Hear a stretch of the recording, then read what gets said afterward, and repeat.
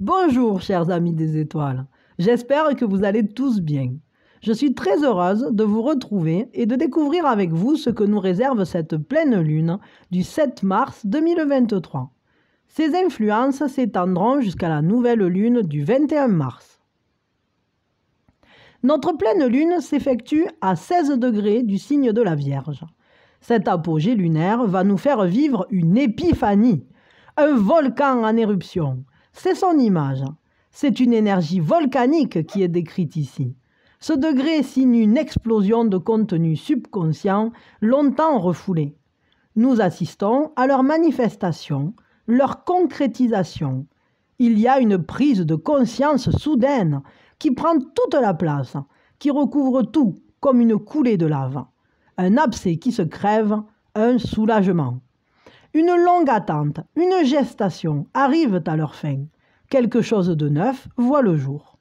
Si nous étions sur un projet, il se dessine enfin. Si nous nous posions des questions, quel qu'en soit le domaine, cette pleine lune éclaire la réponse. Le signe de la Vierge, signe où s'effectue cette pleine lune, est le signe du service aux autres. Mercure, son maître, est sur l'image, à 7 degrés des Poissons, d'une jeune fille qui joue du clairon. C'est un degré d'appel. Nous sommes dans l'attente d'un appel, d'un message qui nous apportera une résolution. C'est l'aboutissement d'une situation, mais en même temps, cet appel a pour conséquence notre implication vers une voie nouvelle, un engagement au service des autres. Comme dit plus haut, la pleine lune est en Vierge, signe de service. Cet appel peut nous demander de soutenir notre entourage, familial ou autre, pendant une évolution, une sorte d'accouchement. Il pourrait très bien se produire lorsque la nuit sera tombée et nous prendre par surprise. Le degré du monde du ciel parle d'un homme nu qui toque à une porte de nuit. L'implication peut aussi être professionnelle et alors être tout bonnement imprévue. Les énergies qui provoquent cette situation sont celles du Soleil à 16 degrés des Poissons qui nous parle d'une fête pascale. C'est donc l'occasion pour tous d'aller vers une renaissance, une naissance au propre comme au figuré. C'est aussi un degré de protection, de surveillance. Avec son image complémentaire, un tigre veille sur sa portée.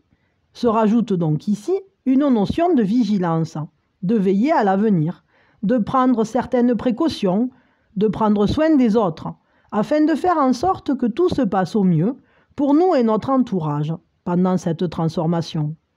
Ce message, c'est peut-être nous qui allons l'envoyer, et nous qui nous questionnons quant au contenu à envoyer, et à ce qu'il peut engager pour notre avenir, suivant ce que nous transmettrons à celui ou celle à qui nous le destinons. En dehors de ce qui vient d'être dit, nous pouvons être dans les préparatifs de la fête de Pâques. La période de carême dans laquelle se produit cette pleine lune fait partie de ces préparatifs de renouveau à venir. Croyants ou athées, ici, tout ce qui est peur doit être nettoyé. Pour l'instant, nous sommes en butte, avec notre négativité. Mais notre soi, lui, nous guide vers la positivité et nous soutient.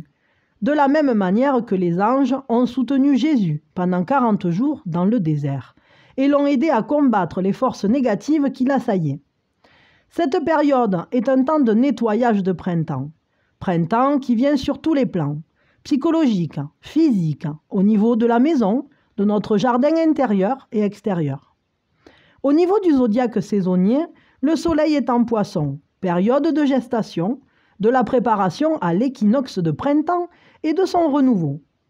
L'ascendant de cette pleine lune se situe à 18 degrés du Cancer, au trigone de ce soleil pascal. L'image de l'ascendant est un mariage célébré par un prêtre. La question qui nous est posée à cette pleine lune est « Voulez-vous prendre pour époux, gna gna gna, ou voulez-vous prendre machine pour épouse ?» Avec quel féminin ou quel masculin voulons-nous fusionner, nous lier dans notre vie? Bien sûr, concrètement, cette pleine lune peut parler d'un vrai mariage ou d'une question concernant une relation de couple, quel que soit son statut. Mais pour la plupart d'entre nous, la question portera sur qui voulons-nous être? Avec quelle nouvelle valeur voulons-nous nous lier? Cette naissance, renaissance à venir, ce nouvel être, comment le voulons-nous? La question du bonheur se pose. Ne pas souffrir, se sentir en sécurité, protéger ceux que l'on aime, les êtres qui nous sont chers, et aller vers ce qui nous plaît.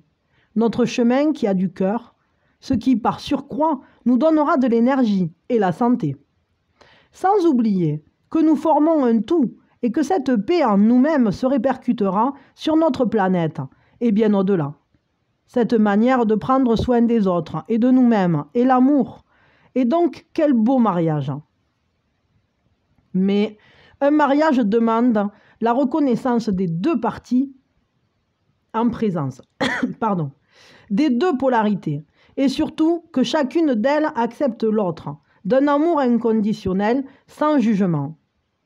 Toi, féminin, acceptes-tu? Et toi, masculin, acceptes-tu? Dans le bonheur et dans les épreuves, dans la santé et dans la maladie, de te lier à ton autre. C'est en nous-mêmes, avant tout, que la question se pose, d'autant que le rejet, l'abandon, la trahison, l'injustice et l'humiliation que nous nous infligeons nous-mêmes demeurent bien souvent dans le domaine de l'inconscience.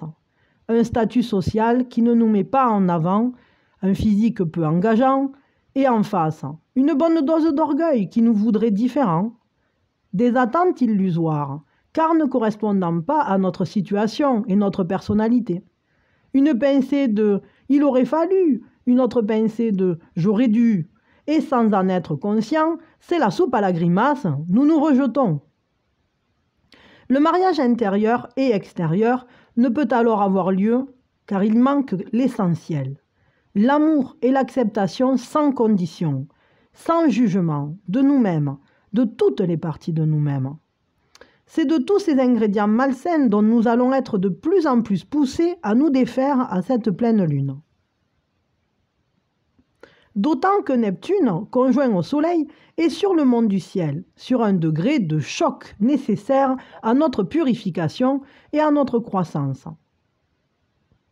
C'est un travail de longue haleine, bien sûr, mais nous allons faire un saut quantique à ce niveau. Pourquoi ce bond en avant? Eh bien, notre bon vieux Saturne entre en Poisson, en même temps qu'a lieu cette pleine lune. En effet, de tous nos abandons, de tous nos désistements, nos échecs, nos regrets, nos souffrances, nos épreuves, il va faire naître, construire un être neuf, riche et fort de ses acquis, enraciné, résilient, stable, dont les deux polarités seront enfin capables de s'accepter.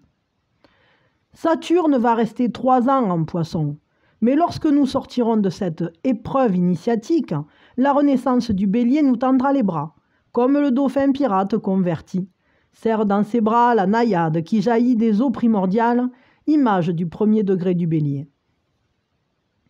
Lorsqu'il entre en Poisson à 0 degré, il a pour image cultivateurs et marchands exposent une grande variété de produits sur un marché noir de monde. Nous pouvons associer cette image à la phase où, en physique quantique, l'électron est partout à la fois, jusqu'à ce qu'un observateur projette sur lui ses croyances, fixe sur lui son attention, le voit. Il prend alors une position unique, celle de cette croyance. Nous sommes donc au marché avec une multitude de possibilités à nous approprier. Tout à coup, nous avons le désir d'une belle tomate. Notre attention va transformer les électrons en une belle tomate. Intention des chamans. Nous sommes sur ce degré, à la création de notre monde. À ce marché, de manière plus pragmatique, nous acquérons l'objet de notre désir, la belle tomate. Mais surtout, nous nous sommes individués, délimités. Nous avons grimpé une marche pour être nous-mêmes. Nous sommes désormais différents. Nous sommes propriétaires d'une tomate. Ce degré 0 des Poissons est donc un degré de création, de structuration, de régénération. Saturne est en maison 9, maison du Père en tant que guide, éducateur. Nous travaillons pour retrouver notre guide intérieur, nos structures solides, notre ossature habituellement apportée par le Père. Nous ressentons un manque de repères via un état indifférencié. Ainsi, nous allons avoir le désir de choisir, de porter notre attention. Nous sommes-nous noyés dans un couple ou un désir de couple idéalisé et non réalisé?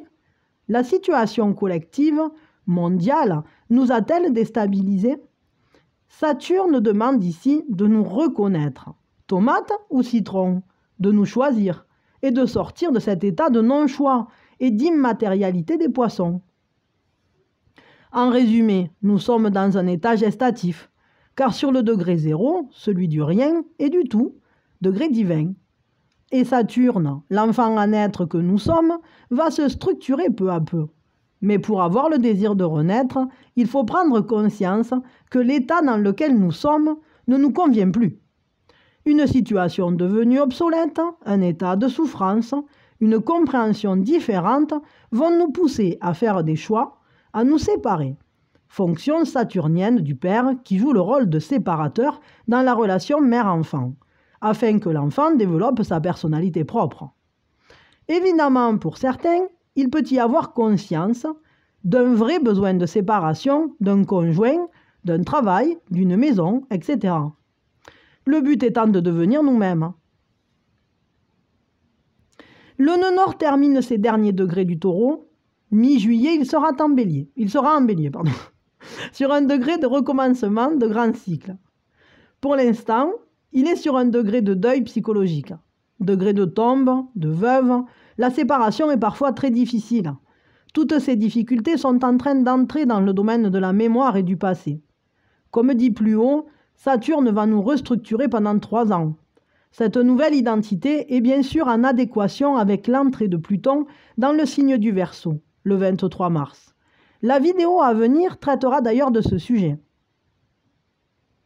D'autant que ces 2 planètes lourdes, Pluton et Saturne, sont en semi-sextile. Leurs énergies s'accordent, toutes les planètes jouant de concert ce grand opéra de la vie. L'image de la part de conscience à cette pleine lune sur le 6e degré du Verseau est « Un enfant est né de neuf » et résume bien la symphonie de tout cet amalgame planétaire, de l'explosion volcanique à la naissance d'une nouvelle forme.